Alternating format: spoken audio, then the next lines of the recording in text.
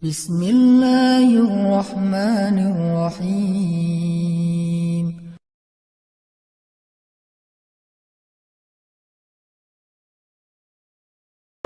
Teman-teman yang dirahmati Allah Subhanahu wa taala, orang yang sudah sampai ke derajat termasuk di antara aulia atau wali-wali Allah Subhanahu wa taala, atau punya akses yang udah 4G ke Allah Subhanahu wa taala tuh, tidak selalu hidupnya berlimpah harta, tapi berlimpah rahmat. Jadi buat dia cara berpikirnya bukan, wah kayaknya saya udah tenang nih soalnya saya udah siap kalau ada apa-apa. Saya bisa bayar, saya bisa ngongkosin, saya bisa ngebiayain, saya udah punya duit, saya punya tadi asuransi segala macam. Bukan gitu pola pikir dia. Karena gimana pun itu terfasilitasi, bukankah sembuh dan sehat di tangan Allah? Bukankah masalah itu ada dan dicabut itu Allah yang tentuin? Bukankah lebih baik kita gak kena musibah daripada harus membayar musibah? Kayak misalnya nih, kita pakai sebuah jaminan. Dengan harapan kalau nanti saya kena musibah, saya bisa ngeklaim. Bagusan mana dengan kita minta jaminan dihindarkan dari musibah-musibah? Dihindarkan sama sekali atau dihindarkan dari yang paling besar? Sehingga dikasih hanya musibah-musibah kecil. Atau sama sekali dihindarkan? Tentunya kalau misalnya kita mau berpikir logis, harusnya kita memilih jaminan yang dihindarkan sama sekali kan? Daripada yang gak apa-apa kena musibah asal bisa ngeklaim dan gak akan rugi tambahan. Walaupun setiap bulan juga ada biaya ini. Ini cara berpikir yang selama ini mungkin harus kita bangun kembali nih. Kita rekonstruksi lagi pola pikir tentang iman. Pola pikir yang Rabbaniyin kalau dalam bahasa Al-Quran. Arti Rabbaniyin tuh karena berlandaskan iman, bukan hanya berlandaskan logika matematika kita. Kayak misalnya sedekah. Kata Nabi gak ketemu sedekah dengan musibah di hari yang sama. Berarti kan dihindarkan kan? Terus sholat subuh, siapa yang sholat subuh berjamaah berarti dia berada di dalam fahuwa fi zimmatillah, berada dalam jaminan Allah. Berarti kan dijamin sama Allah nih. Kalau gitu gak perlu pakai lagi ini. Boleh, gak apa-apa pakai jaminan-jaminan dari manusia, lembaga-lembaga kayak gitu, kayak asuransi syariah. Boleh gak apa-apa, cuman jangan sampai hati kita terlibat di situ. Itu kan ikhtiar ya. Bagian dari ikhtiar walaupun tidak harus, tapi bagian dari ikhtiar silakan aja, cuman jangan terlibat hati. Bagian ikhtiar kan bagian fisik, bagian jasad, bagian tubuh. Tangan dan kaki, bukan hati. Hati kita tuh harus jaminannya ke Allah. Gak boleh kita merasa tenang hanya gara-gara ada kartu asuransi, gak boleh merasa tenang. Baru tenang ada kartu asuransi tapi tadi subuh salat subuh. Tenang tuh. Baru tenang dengan asuransi tadi juga udah sedekah pagi-pagi, baru tenang. Nah kalau iman kayak gini udah ada di hati kita, nih insya Allah nih udah 4G nih. Tapi kalau tenang gara-gara asuransi, subuh juga gak masalah, sedekah juga gak masalah, belum lagi yang lain-lainnya nih, silaturahim, membantu orang lain. Oh berarti kita gak 4G sebetulnya, bahaya tuh hidup kayak gitu tuh. Kalau ternyata, tapi saya udah mempraktekkan ini sekian tahun Ustaz dan gak ada masalah, istidraj. Sanastadrijuhum min haitsu la ya'lamun. La ya'lamun, justru mereka gak ngira, justru mereka gak nyangka. Kalau udah nyangka namanya bukan istidraj. Ini nih pola pikir yang kita bangun teman-teman. Makanya kan Rasulullah SAW itu orang yang sangat wasilah dengan Allahnya tuh udah deket banget ya. Sampai membatin aja Allah dengar langsung Allah kabulkan. Pernah dulu orang-orang Mekah gara-gara menentang Nabi terus gara-gara menentang mereka jadi menantang Nabi gini. Kalau emang kamu benar-benar Nabi Allah, coba kamu buktikan dengan cara kamu datangkan azab-azab kepada kami seperti yang pernah terjadi kepada Fir'aun, Namrud, Samud, Ad. Coba kamu datangin. Nabi gak mau berdoa. Wah berarti dia gak benar nih, dia bohong tuh buktinya gak berani berdoa karena dia takut gak akan dikabulkan. Apa jawaban Nabi? Kalau saya sampai berdoa seperti itu, binasalah kalian. Karena doa Nabi kan gak ditolak sama Allah. Kalau mereka minta bukti-bukti yang gak merugikan mereka, Nabi akan lakuin. Contoh, coba kamu belah tuh bulan, kan gak ngerugiin mereka ya. Gak membahayakan orang-orang kafir walaupun bulan terbelah. Nabi kalau saya berhasil dengan izin Allah membelah bulan, apakah kalian beriman? Ya, kami akan beriman. Janji, deal. Ya Allah, tunjukkan kekuasaanmu. Bulan terbelah, benar-benar terbelah. Apa kata-kata mereka? Muhammad telah menyihir mata-mata kita. Gak beriman juga. Wah, benar-benar kamu tuh benar-benar penyihir yang luar biasa. Banyak penyihir yang menunjukkan hal-hal yang gak logis. Tapi ini di atas mereka. Kamu tuh benar-benar lebih dahsyat dari para penyihir. Jadi penyihir nomor 1 lah. Kata Nabi, kalau kalian masih tetap tidak percaya, coba kita tunggu orang lain yang tidak terlibat di sini. Yaitu para musafir. Yang datang dari luar kota, nanti kita tanya besok pagi kalau mereka datang, apakah semalam kalian melihat bulan terbelah? Ya sudah, kalau mereka bilang terbelah berarti benar bahwa bulan itu terbelah dan kami beriman. Ya udah kita buktiin, tunggu besok. Pagi-pagi datang musafir, tanya langsung ngumpul tuh di depan Ka'bah. Apakah semalam kalian melihat kejanggalan di langit? Ya, apa? Bulan terbelah. Benar ya Muhammad, bukan hanya bisa menyihir mata kita, mata orang lain yang gak hadir juga disihir. Gak beriman. Sampai Allah mengatakan, kalaupun engkau datangkan 1000 ayat-ayat Allah, bukti-bukti kebesaran Allah, mereka tetap tidak beriman. Jadi kalau Nabi dimintain ngedoain hal-hal yang buruk untuk mereka, Nabi gak mau mengedoakan. Kenapa? Nabi kasihan sama mereka. Karena Nabi itu doanya gak ditolak sama Allah. Bayangin kalau Nabi bilang, ya Allah bikin Abu Jahal stroke. Stroke itu waktu itu juga. Tiba-tiba Abu Jahal. Kan ada ayatnya di surat Al-Alaq, ayat-ayat terakhir kan. Kami cabut ubun-ubunnya. Kalau Allah udah cabut ubun-ubunnya kan otomatis stroke tuh. Itu bahasa stroke versi surat Al-Alaq loh. Arti cabut ubun-ubunnya kan tiba-tiba darahnya itu jadi pecah pembuluh darahnya di kepala kan. Itu kan mencabut ubun-ubun tuh. Pecah pembuluh darahnya di. Bayangin kalau Abu Jahal pecah pembuluh darahnya di kepala. Terus bagaimana cara mendawahin dia? Karena Nabi itu memanfaatkan doa yang diijabah bukan untuk ngenyakitin orang. Untuk memberi kebaikan buat orang itu. Kan Nabi punya kesempatan nih ngedoain. Dan doa Nabi diijabah banget. Nabi punya 2 pilihan. Mendoakan yang buruk atau mendoakan yang baik. Nabi memilih yang baik. Itulah akhlak Nabi. Kalau kita ditempatkan di situ. Kan doa orang yang terzalimi itu diijabah. Ya udah doain aja. Itu kan berarti kita gak neladanin Nabi sebetulnya. Ini kalimat ini harus dipahami lebih dalam ya, karena sering salah persepsi di Indonesia. Kita selalu ngelihat dari angle negatif. Doa orang yang terzalimi itu gak akan ditolak oleh Allah. Kalimat ini adalah kalimat nasihat untuk orang yang zalim, bukan orang yang terzalimi. Pahami konteks hadis. Jadi orang dibacakan ayat-ayat ini, hadis-hadis ini untuk kalau dia mau menzalimi orang lain. Atau sudah menzalimi orang lain supaya dia menghentikan kezalimannya. Kayak kita ngomongin ini ke Bashar Assad. Presiden Rusia ini agak-agak mirip. Bingung nyebutnya. Presiden Suriah. Kita ngomong wahai Bashar Assad, kalau kamu zalim kepada rakyatmu, kamu membunuh anak-anak kecil, kamu menghentikan bantuan ke Gota, doa mereka itu gak akan ditolak oleh Allah. Ngomongnya ke siapa? Ke Bashar Assad. Sama kayak kita dizalimin teman kita. Ngomongnya ke yang zalim. Jangan sampai kita datang ke teman kita yang lagi terzalimi. Doa orang yang terzalimi itu diijabah loh. Itu namanya kita manas-manasin orang untuk mendoakan yang buruk. Harusnya kita ngomong kayak gitu tuh ke orang yang zalim. Supaya dia menghentikan kezalimannya. Takut dengan doa orang yang mazlum. Kita malah angle-nya kebalik. Giliran kita terzalimi, mumpung nih doa gua diijabah sama Allah. Ya Allah, hancurkanlah dia sehancur-hancurnya ya Allah. Hati-hati ya, doa juga ada porsinya. Karena doa itu seperti kisos. Kalau kita mendoakan orang lain lebih dari hak kita, maka kelebihan itu akan balik lagi kepada kita.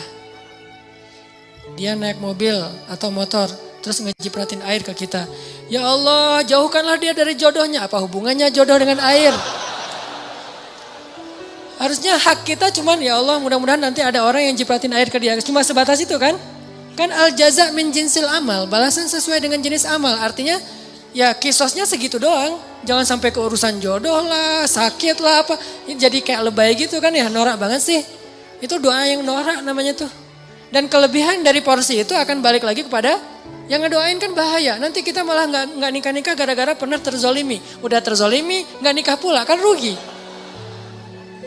Jadi itu bukan hadis buat orang yang terzolimi teman-teman. Itu hadis untuk orang yang ngezolimin. Sama kayak Nabi kalau misalnya baca hadis tentang istausu bin nisa'i khairan. Perlakukanlah perempuan itu secara baik. Itu bukan hadis untuk cewek. Itu hadis buat cowok. Jadi yang ngucapin hadis itu harus melihat dulu siapa di depannya. Kalau di depannya seorang ibu, seorang istri, dia ngomong kayak gitu berarti dia sedang merecokin rumah tangga orang. Karena si istri ini nanti akan nuntut suaminya seperti di dalam hadis. Itu hadis diucapin kepada suami. Jangan didengar oleh istri. Kenapa? Nanti dia akan memikirkan haknya bukan mikirin kewajiban. Tapi kalau hadis tentang seandainya saya boleh menyuruh manusia sujud kepada manusia, saya suruh istri sujud kepada suami. Yang ngomongin itu adalah istri. Jadi ada materi ibu-ibu, ada materi bapak-bapak. Jangan sampai seorang ustadz ceramah tentang sujudnya perempuan kepada suaminya di depan suami. Itu bikin suami makin kegeeran. Wah sayang istri saya gak datang nih. Padahal bagus banget nih materi malam ini. Gitu kan ya. Akhirnya minta ke panitia, ada gak rekaman yang semalam? Untuk apa pak? Mau saya share ke istri saya. Ini yang terjadi. Dan ustaznya juga salah ngomong di depan bapak-bapak. Gimana kalau campur dua-duanya? Berarti yang seimbang infonya. Jangan berat sebelah. Ini namanya adil kan? Karena dengan adil itu lebih dekat kepada ketakwaan. Jadi intinya Nabi itu doanya diijabah. Tapi beliau gak memanfaatkan buat ngehancurin musuh-musuhnya. Kecuali memang sudah masanya kayak Nabi Nuh. Doa beliau kan diijabah. Dalam waktu yang 950 tahun doa beliau hanya untuk kebaikan kaumnya aja. Ya Allah beri mereka petunjuk ini. Tapi Allah yang menentukan. Setelah 950 tahun, baru Nabi Nuh berdoa, ya Allah hancurkanlah orang-orang kafir itu sehancur-hancurnya. Jangan biarkan mereka punya keturunan, karena keturunan mereka akan merusak di muka bumi. Kapan Nabi Nuh doa itu? Setelah 950 tahun berdoa. Wajar gak sih ngedoain kayak gitu? Ditentang, dihina, dicela, dibully. 950 tahun dibully loh di grup. Kita baru berapa lama dibully di grup geng kita? Share hadis, wah sok soleh, wah ada ustadz, ada nabi palsu, segala macam. Udah 950 tahun, akhirnya kita keluarin lagi kalimat, ya Allah hancurkanlah semua anggota member grup ini. Belum 950 tahun, jadi manfaatkanlah kesempatan kita kalau lagi dizolimi untuk ngedoain yang baik-baik. Kalau nggak bisa yang baik-baik buat orang lain, karena nggak rela banget nih, minimal untuk diri sendiri, apa salahnya? Kan itu kesempatan banget kan buat kita berdoa dan Allah ijabah. Kalau nggak bisa ngedoain ya Allah beri dia petunjuk, kayak rasanya agak-agak kayak nggak rela gitu kan. Udah jahatin saya didoain yang baik lagi. Nggak semua orang mampu, realistis aja lah. Kalau nggak bisa gitu minimal buat diri sendiri, ya Allah tambahkanlah kesabaran saya. Loh kok minta disabarkan? Berarti makin mau aja disakitin. Bukankah sabar itu kebaikan bahkan lebih dari setengah iman? Hampir bisa dibilang seluruh iman kita itu adalah intinya sabar. Sehingga yang dibilang orang mukmin adalah orang yang sabar. Orang yang sabar berarti dia mukmin. Berarti kita minta kebaikan, ya Allah kuatkanlah kesabaran saya. Kayak misalnya kita lagi baper sama pasangan kita, jangan ngedoain yang buruk buat dia. Kalau nggak sanggup ngedoain yang baik buat dia, minimal yang baik buat kita. Ya Allah kuatkan kesabaran saya, ya Allah jadikan saya lebih baik, ya Allah jadikan saya lebih dicintai oleh dia. Yang baik-baik aja minta. Nah, ini orang yang mencontohi teladan Rasulullah SAW. Jadi selama ini banyak angle tentang sirah Nabi yang kayaknya perlu kita lihat dari angle yang lain. Terlalu mainstream kalau hanya melihat angle-angle yang biasa kita dengar selama ini. Bukan salah, cuman kayaknya masih kurang utuh. Saya gak suka menyalahkan orang lain, tapi masih kurang utuh. Ternyata ada angle yang lebih efektif daripada angle. Salah satu contohnya yang tadi aja. Ini Nabi Muhammad SAW kayak pas beliau pulang dari Taif kan disakitin kan. Terus malaikat minta Nabi berdoa aja kepada Allah. Karena malaikat tuh gak bisa ngelakuin sesuatu tanpa izin Allah. Allah bilang ke malaikat, lakukan apapun yang diminta oleh Muhammad. Kalau minta di balik tuh gunung, ditimpakan kepada orang-orang Taif, malaikat lakuin. Apa aja pokoknya. Kesempatan itu malah Nabi doain, ya Allah maafkanlah mereka, sesungguhnya mereka tidak mengerti. Minta maaf untuk mereka. Dan aku berharap anak cucu mereka kelak yang akan menerima agama ini. Ini doa yang baik. Padahal beliau lagi dizalimi, masih mengalir darah di pelipis beliau. masih kotor baju beliau, masih orang ketawa tentang beliau, anak-anak kecil ngelemparin beliau, perempuan-perempuan ngejar beliau, diperlakukan kayak orang gila di tengah kampung, dikejar-kejar, keluar masuk kebun korma. Apa gimana rasanya seorang nabi yang sahabat tuh habis-habisan menghormati, memuliakan beliau, tiba-tiba dikejar oleh anak kecil dan perempuan, budak-budak aja ngajarin nabi. Ngejar semuanya. Beliau lari-lari kayak orang gila yang dikejar-kejar rame-rame. Tapi doa beliau, ya Allah, maafkan mereka. Mereka gak ngerti. Semoga anak cucu mereka yang menerima Islam. Akhirnya anak cucu mereka kelak menjadi pembela Nabi. Kalau mau meneladani Nabi, harusnya yang angle-angle kayak gini nih kita ambil juga nih. Walaupun selalu ada kondisi-kondisi yang pengecualian ya. Ini tidak bisa digeneralisir dalam semua kasus yang terjadi di dunia atau di bangsa kita. Kalau kayak apa yang terjadi di Suriah, saya kira itu pengecualian. Kenapa pengecualian? Karena juga terjadi di zaman Nabi. Saya bukan ngomong dengan emosi pribadi, berlandaskan sirah. Ada sekelompok sahabat hafiz Al-Quran, diundang ke sebuah negeri dengan alasan disuruh ngajarin Al-Quran kepada kaumnya. Ternyata itu cuman jebakan.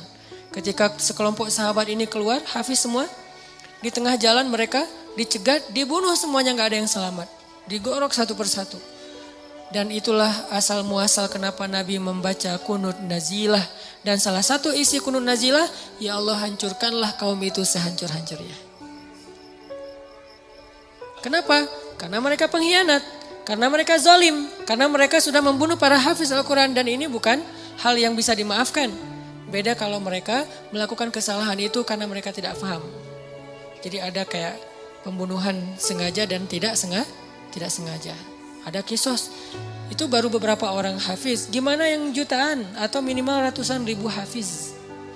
Anak kecil lagi belajar ngafal Quran di masjid, tiba-tiba dibom. Kalau nggak dibom masih mending, kalau meninggal langsung. Ada yang tertimbun dengan neruntuhan, putus tangannya, putus kakinya, retak kepalanya. Itu udah biasa kejadian sehari-hari itu di Suriah. Yang lebih berat lagi bukan cuma dibom dan luka-luka. Pakai senjata kimia yang sesak nafas luar biasa kayak kita nyemprot kecoa kan ya. Sampai kejang-kejang lalu mati dalam keadaan sedang kejang-kejang. Kebayang gak sih untuk kita? Kita mungkin ngomong maafin dong. Kita gak ngerasain sih. Coba kalau kita ngerasain. Gak usah jauh-jauh seperti kasus Suriah. Kasus ke teman aja kita susah maafin. Coba introspeksi diri deh. Kalau kita ngomongin tentang Suriah, harusnya kaum muslimin tuh maafin presidennya segala macam. Pernah nggak ngerasain dizalimin sedahsyat itu? Coba bandingkan dengan kasus kita dengan teman yang cuma baru digibah sedikit udah nggak mau maafin. Udah langsung sholat tahajud, ujuk-ujuk tahajud. Biasanya nggak pernah tahajud. Kenapa? Pengen ngedoain yang buruk buat temannya. Padahal baru cuma sekedar gibah. Realistis dong kalau berpikir, yang fair. Saya tuh paling nggak suka berpikir yang nggak adil. Kalau kita memperlakukan orang lain pengennya kayak gitu, harusnya kita juga jadi kayak gitu dong, baru kita ngomong. Ini banyak yang maafin, tapi enggak. Kasus kecil aja, enggak usah, saya mungkin salah ngomong, bukan kasus kecil, kasus yang lain ya, bukan kasus kecil. Kasus yang lain misalnya masalah anjing dijadikan sebagai makanan buaya. Demo kan? Saya respect dengan demonya. Tapi pertanyaan saya, di mana ketika Suriah? Demo enggak?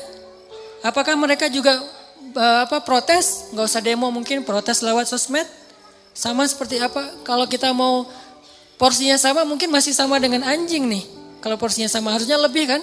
Dan baru berapa ekor anjing yang digituin. Mungkin di Solo ada orang bikin kayak warung yang makanannya anjing. Terus kayak beberapa kasus yang kucing yang digantung tuh gara-gara makan ikan di rumahnya terus digantung dipukul-pukulin. Protes semuanya.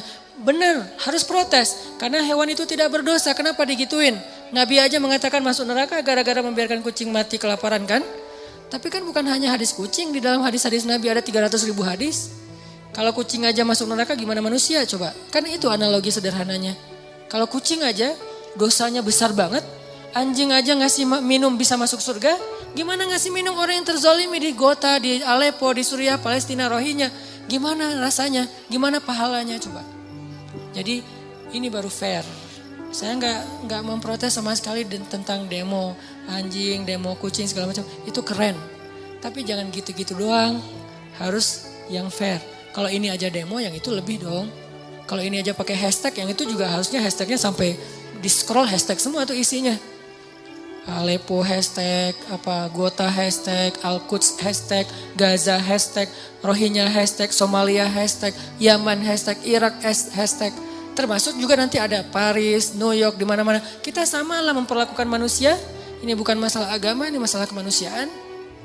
Fair. Tapi yang terjadi kayaknya kurang fair. Gak tahu ada masalah apa di dalam hati kita. Fi qulubihim marad. Semoga Allah menyembuhkan penyakit hati kita. Kenapa kalau udah mengatakan asyhadu an la ilaha illallah wa asyhadu anna muhammadar rasulullah perlakuannya jadi beda? Padahal kita nggak pernah nyinggung agama, tapi kenapa gara-gara mentang-mentang muslim jadi beda perlakuannya? Terus siapa yang mempertimbangkan urusan agama di sini sebetulnya? Kita selalu bilang kemanusiaan. Mereka nggak mau membantu hanya gara-gara asyhadu an la ilaha illallah. Terus yang ngomongin agama siapa? Kita atau mereka? Dan kita mah nggak membedakan yang ngomongin asyhadu an la ilaha illallah kita bantu, yang nggak ngomongin asyhadu an la ilaha illallah asal terzolimi kita juga ikut simpatik dan membantu semampu kita. Kalau nggak membantu pun minimal kita menyatakan sikap kasihan dengan ikut prihatin dengan kondisi di Amerika beberapa saat yang lalu atau bahkan di Israel ketika ada badai. Ini fair, Islam itu fair banget, adil, karena salah satu ciri khas dari Islam itu adil. Balik lagi ke tema kita, teman-teman, intinya adalah akses kita ke Allah itu adanya di hati. Ibrahim Adham tadi lagi musafir sama muridnya, terus nggak makan seharian, lapar, mungkin udah 2 hari nggak makan, lapar banget pokoknya. Dan buat orang seperti Ibrahim bin Adham, lapar itu bukan Allah nggak baik sama beliau, karena kebaikan dalam persepsi mereka udah bukan dunia lagi, udah benar-benar hikmah. Muridnya yang ngeluh, bukan Ibrahimnya yang ngeluh, muridnya ngeluh. Guru lapar ya, gimana ya, kita belum makan, nggak ada bekal apa-apa. Akhirnya kamu punya kertas, punya pulpen, punya sini, ditulis sama Ibrahim. Bismillahirrahmanirrahim, Rabbi syair. Tulisannya syair tapi doa. Jadi berdoa dengan syair, lembut bahasa-bahasanya. Rabbi, engkau maha pengasih, engkau apa segala macam, muji-muji Allah.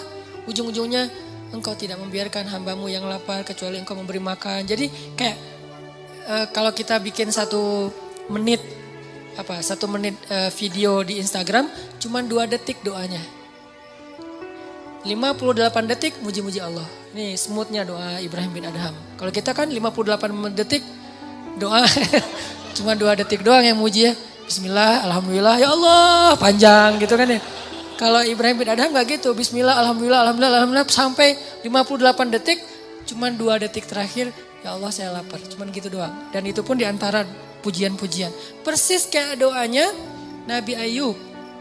Rabbi, massaniyad-durru wa anta arhamur rahimin. Langsung habis minta, nggak minta pun cuma bilang, ya Allah saya sakit. Tapi nggak apa-apa, engkau maha pengasih tetap, saya nggak akan mengeluh. Gitu coba bahasa doanya. Kan ini keren banget doanya.